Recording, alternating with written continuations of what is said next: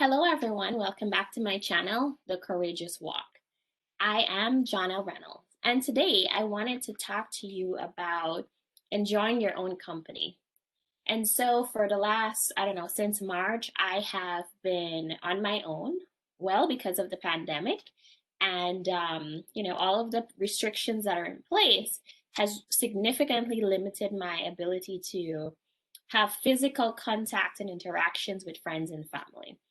And so a lot of what I've been doing, particularly for work, has been sitting in front of this camera, for all of my meetings, etc. And I really do miss being able to see my family, see my friends, go into the office, interact with other human beings in just natural ways. And so, over the last few weeks, I've been thinking about this idea of enjoying your own company. And as an extrovert, it is particularly difficult when so much of your energy is drawn from other people. And so I am more inclined to want to be around lots of people, laughing and talking and interacting and feeling other people's energy and really sort of feeling alive. But it's hard to feel alive and to feed off of other people's energy through a screen. It's completely different. And I have to say that over how many months since March, I'd say it has been an interesting experience, sort of reflecting on the peace that I have in spite of the limitations of human contact. And I wanted to really think about, well, what's different? How is it that I am perfectly fine to the extent that I've really gotten used to not having human contact outside of, when you go to the supermarket and those types of things. And there were three things that kept coming up. The first one had to do with being comfortable with your own thought life, being able to rest, and making your own self laugh, just being able to laugh at yourself. And so the first one, I thought about reflecting on my past and then thinking about where I am now.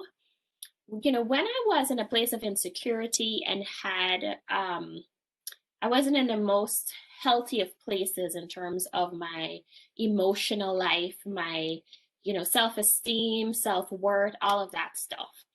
And so whenever there was quiet, my mind would always go towards, I don't know, shame, all the things that I've done badly in the world, all the ways in which I thought that I was not good enough, right? A lot of those negative self-talk would sort of just play in my mind. So it was a lot easier to always have music playing, have a television show on, be around other people so that I didn't have to listen to my own thoughts. And now that I reflect on where I am now, where I'm literally not interacting with other people in person, I have a lot of quality time by myself. In fact, on the weekends, at least one day on the weekend, I have silence. I have little to no interactions with my friends and family via text or certainly not video. It's really just me and my thoughts. And there is a significant difference when you are in a healthy place in your thought life, because even when those negative thoughts come up, right, as I've talked about, dealing with the grief from the loss of my aunt to just the natural sort of ebbs and flows of your mental health and your emotional well-being, where sometimes you just feel down, sometimes you feel all kinds of things, right? The weather is changing, so it's darker earlier. There's all types of environmental things that impact where you are in your headspace.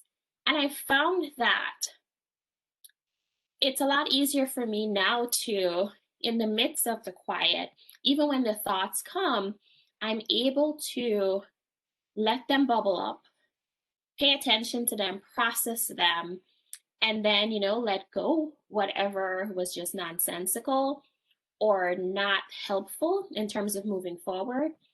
And then sort of process and parse out the areas that need more consideration, so maybe I need to pay attention to what I'm listening to or watching on the television, or the types of conversations.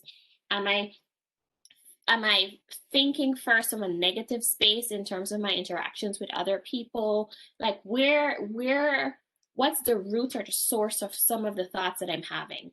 As opposed to the knee jerk of my younger days where it was just suppress as many of those thoughts and sort of like live in denial or try to block out anything that was not positive or helpful.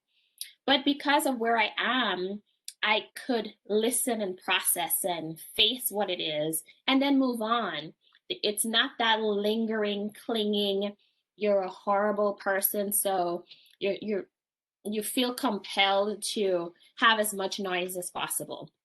And in fact, I can distinguish between what are my own thoughts and what are the thoughts that have been placed there, by listening to other people or whatever that want to take hold of my thought process, right?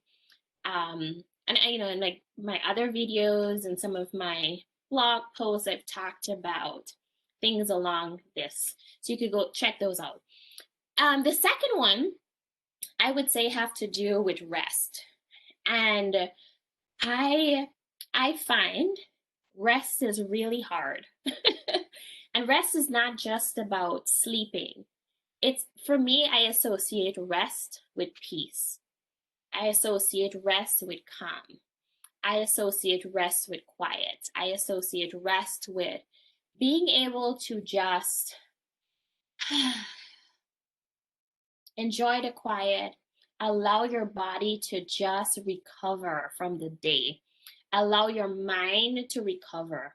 So whether it means, for some people it's meditation, for some people it's prayer, for some people they need to go on long walks, some people it's going to the beach or swimming.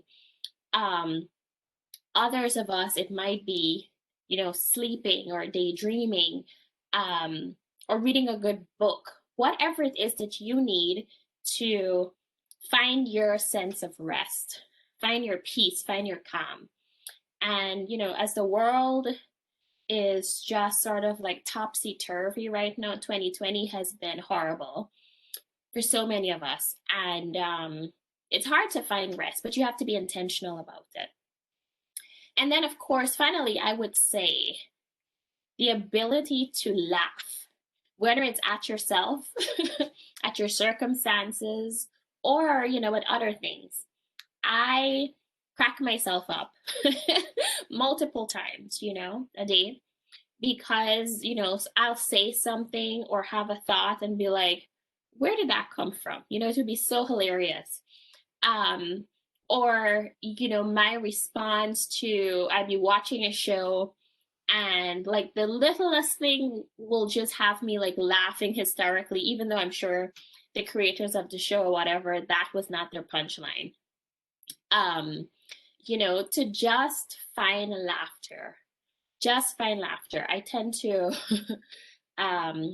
go really silly and make weird sounds and just overdo it sometimes. But it's just what I have to do to entertain myself and to remember that I don't have to be serious all the time.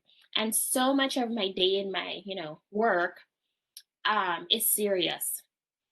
And really just being present and listening for other people and helping them to negotiate and problem solve and help them with difficult situations ultimately. And so sometimes there's not enough room for laughter, but there always seems to be, many times I will sign into like our meetings much earlier, like before the time it starts. And, all the early birds, this is really the opportunity where it's like the socializing time. Even if we just have 2 minutes before everyone gets there, that's usually where people are sharing silly stories, whether talking about exercise bloopers or something silly that happened, or something that their pets have done or their children. And so it's really important that you find moments to laugh, even in the midst of the crazy. And so, if you want to be able to enjoy your own company, you've got to work on your thought life, which means really you need to get some therapy, right? Let a therapist help you to get to a healthy space where you can, on your own, and eventually be able to process what's happening in your head. You know, find rest. What makes you feel peace? What makes you feel calm? What makes you feel rested? And then, of course, laughter. Laughter is good for your body. Laughter just sort of lightens the mood, and it sort of shifts your brain from focusing on the negative or on loss or on grief, on all of your circumstances that you're dealing with that are not helpful. And so those are my three tips for you. So hopefully those will help you on your journey to enjoying your own company, especially when you're trapped at home. Anyway, I hope you all will have a wonderful week, and I look forward to seeing you next week. Don't forget to like and subscribe and follow my channel. See you all.